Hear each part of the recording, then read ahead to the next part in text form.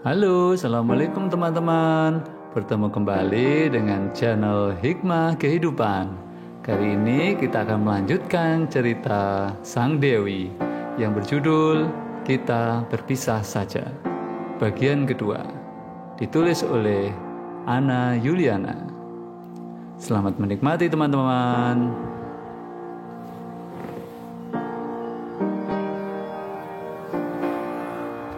Bu Rosi adalah kepala sekolah di SD dekat rumah Dewi. Sudah 1 bulan ini ia diam-diam bekerja di rumah wanita baik itu. Ia tak bisa berpangku tangan saja setiap bulan seolah mengemis pada suaminya. Ketika Bagus pergi bekerja, Dewi pun bergegas ke rumah Bu Rosi. Tak banyak yang dikerjakan, hanya membereskan rumah dinasnya saja. Kebetulan Bu Rosi tinggal sendirian. Suaminya telah meninggal dan kedua anaknya bekerja di luar kota. Awalnya ia tak berani bercerita pada Bu Rosi soal perlakuan suaminya. Namun ketika hari itu Bagus memukulnya hanya karena terlambat membuatkan kopi dan luka itu menyisakan memar di wajah, ia tak tahan lagi. "Sudah sering suamimu main tangan?" tanya Bu Rosi ketika Dewi bercerita. "Iya Bu, sering. Kalau suasana hatinya gak baik, ya pasti akan main tangan." "Kamu gak melawan?" tanya Bu Rosi lagi. Dewi menggeleng. "Gak berani Bu, saya takut diceraikan," jawab Dewi lemah. "Terus, kamu mau dipukul terus seumur hidup kamu? Kenapa gak melawan? Kamu itu istrinya, harus dilindungi, bukan disakiti." "Saya pernah melawan Bu, tapi malah mau diusir," jawab Dewi. "Kamu takut soal masa depan pelita?" tanya Bu Rosi.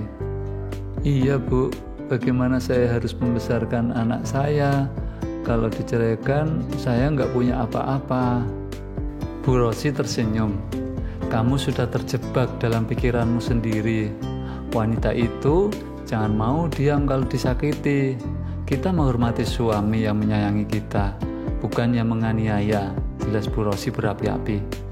Ia sangat menyayangi Dewi, walau mereka baru kenal. Ia tak sanggup membayangkan bila hal ini menimpa putri kandungnya. "Saya bisa apa Bu? Saya ini apa? Kamu itu cantik. Kamu itu pasti punya kebiasaan. Cuma kamu sudah minder duluan. Jangan mau direndahkan terus. Gali potensi diri." Dewi bergeming. Entahlah, semenjak menikah ia merasa sangat rendah, seolah tak berguna bila dicampakkan suami. Hinaan Bagus selama bertahun-tahun lambat laun merubahnya yang dahulu ceria menjadi begitu tertutup dan pendiam.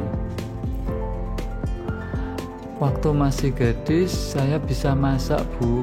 Kue dan masakan buatan saya kata orang-orang enak. Tuh kan, kamu ada kelebihan. Jangan minder.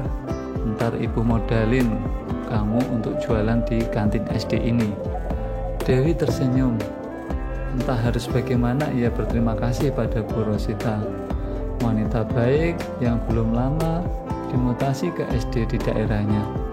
Baru kali ini ia merasa sangat dimanusiakan, merasa dihargai dan memiliki harga. Ia bukan orang buangan, ia adalah manusia yang tak pantas direndahkan. "Pokoknya Nak, kalau kamu rasa sudah tak tahan lagi, pergilah dari rumahmu dan datanglah ke sini. Kalau sekedar tempat tinggal untuk makan, Ibu sanggup menanggung kalian," ucap Bu Rosi. Dan kini runtuh sudah kesabaran Dewi. Melihat beritanya yang meraung kesakitan ditendang ayah kandungnya hanya karena ia berisik setelah melukai hatinya. Cukup sudah selama ini ia bertahan. Tak ada gunanya berada di sisi laki-laki yang bahkan tak menyayangi buah hatinya sendiri. "Jualan gorengan, Wi?" Sebuah pertanyaan biasa yang entah mengapa terasa seperti ejekan ketika dilontarkan oleh Bagus. Entah mengapa laki-laki itu berkunjung ke kantin SD tempat Dewi berjualan. Sudah tengah hari, ia baru saja hendak membereskan dagangannya. Baru 1 hari pergi dari rumahku, kamu udah jadi susah kayak gini. Bagus menghidupkan rokoknya dan terkekeh. Dewi hanya diam dan fokus membereskan lapak jualannya. Alhamdulillah, hari pertama berjualan, gorengannya laris manis diborong para guru SD. Gimana? Susah kan kalau banyak tingkah? Baru tahu kamu rasanya cari makan susah kan? Bagus masih mengoceh. Untung berapa hari ini? 10.000 atau 15.000? Hahaha.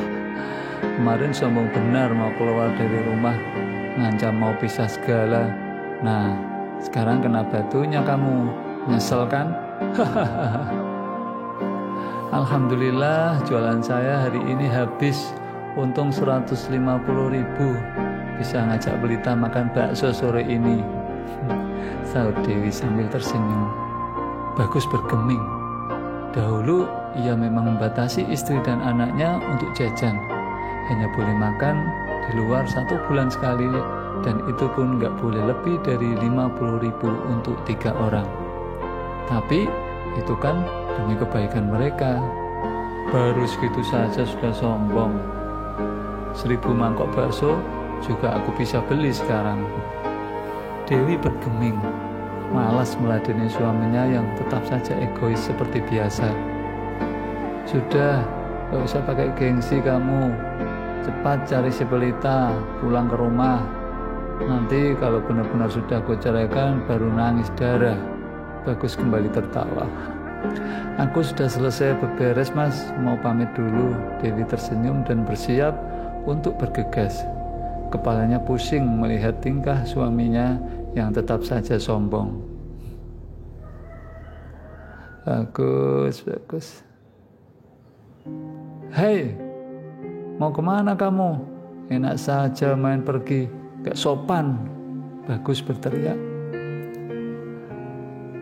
Saya sudah selesai dan mau pulang ke rumah Bu Rosi, tempat saya tinggal sekarang, jawab Dewi. Sombong kamu ya, sok mau jual mahal. Baru jadi tukang jual gorengan saja sudah belagu. Jadi kamu beneran mau pisah sama saya, ha? Bentak Bagus. Insya Allah saya mantap ingin berpisah mas. Kan saya sudah bilang semalam kalau saya mau pisah.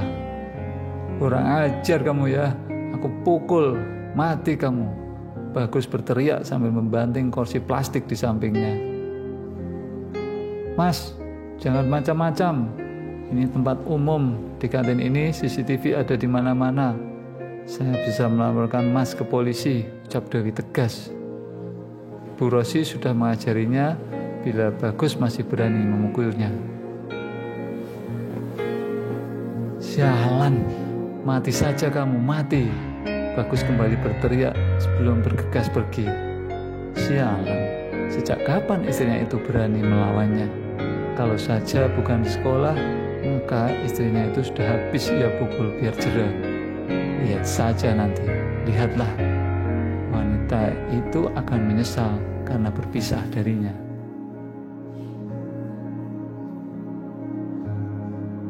Bersambung dulu ya teman-teman untuk part 2-nya. Sampai jumpa lagi. Yang mau capcus langsung ke KPMADP, cari saja Ana Yuliana, kita berpisah kembali. Kita berpisah saja. Assalamualaikum warahmatullahi wabarakatuh. Dadah.